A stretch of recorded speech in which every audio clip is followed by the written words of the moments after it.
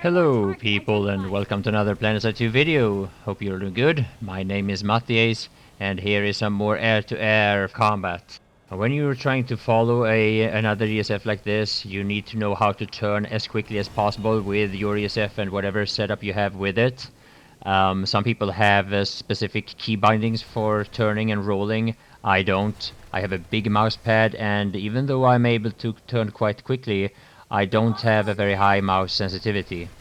Now the upgrades and my settings will be in the description below this video, as will some related videos that are similar to what you see here.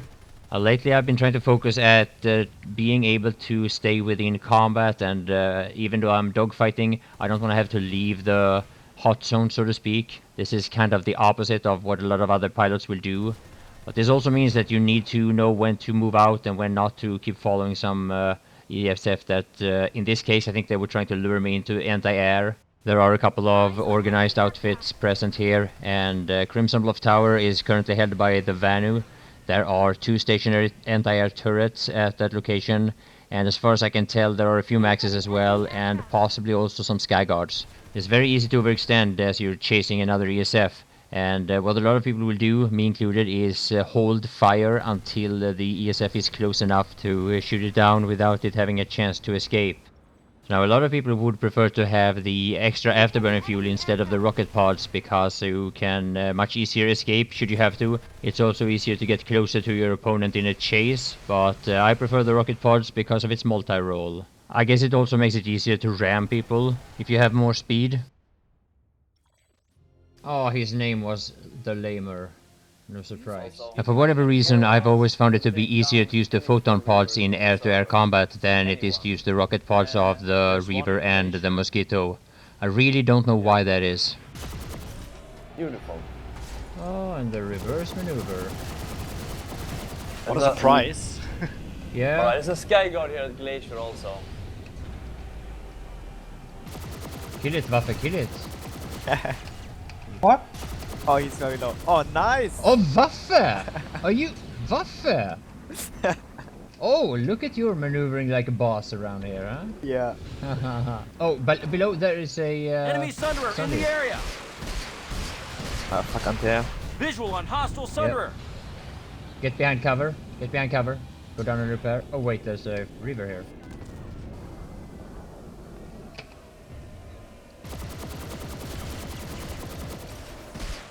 And yeah, my friend Waffenar started to enjoy flying a little bit. Now, he's a very good infantry player, but flying normally isn't his thing.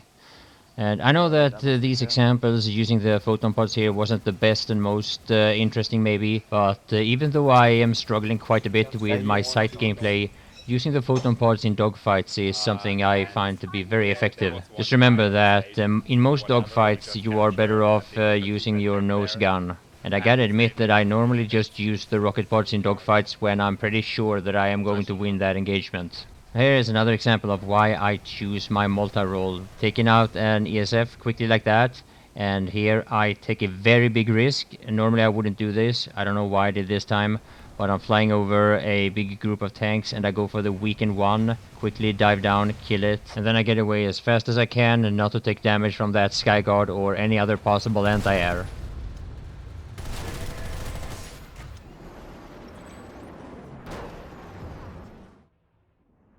So I actually did end up having a couple of fights with Aganor is his name. He's in the Trident, and he said he is quite new to dogfighting and all that, and he just wanted to try out a couple of fights.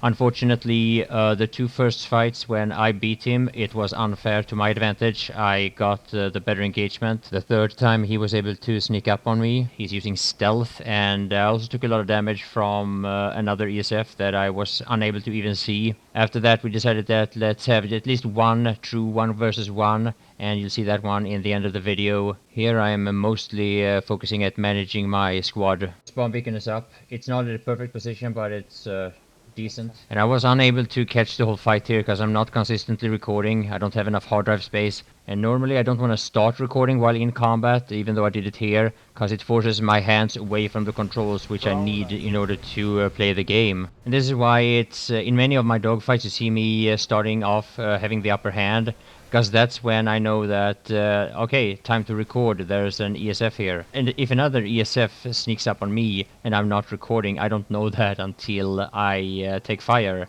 And I wouldn't want to start recording while taking fire, because obviously that would be a quite one-sided and quick battle. Instead, I need my hands on my controls to outmaneuver my opponent. And if I do end up getting ahead, I could move my hand away temporarily and just start the recording, and that way it might actually seem like I'm starting off that engagement having the upper hand. Now this is a bit of an interesting engagement.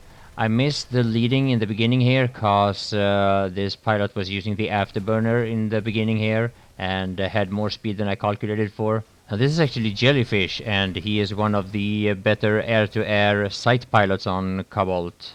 Thing of it is though, he's not in a sight right now, he's in a reaver.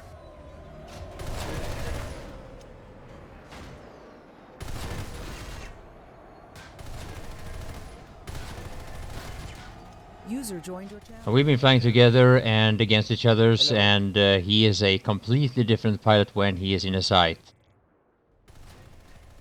So here's a typical example of me failing to hit the rocket on a ESF. Well, I hit a couple of them, but not that many. And I really shouldn't have been using them at all in that situation, but yeah. So anyway, Aganor wanted to have that 1 versus 1. He said he was looking for me near our warp gate, and here I'm trying to find him to start the engagement. And this time I want to make sure that nobody sneaks up on the other. I don't want to start fighting him before I know that he sees me. So I try to get his attention here by shooting a little bit. I think I tried to put a few rockets in the air near him. Eyes on enemy aircraft.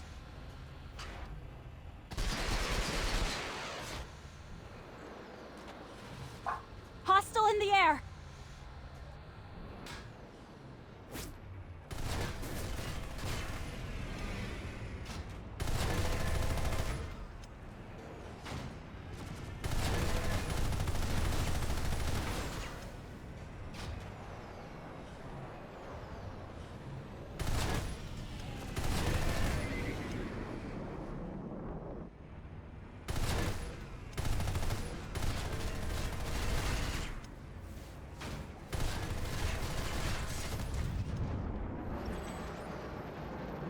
As I'm sure you noticed, he tried to put a couple of rockets on me in that engagement, but you really wouldn't want to use the rocket pods in that situation.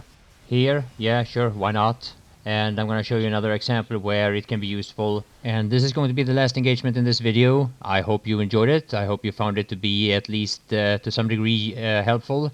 So thank you for watching. Please stay tuned for more content, and bye for now.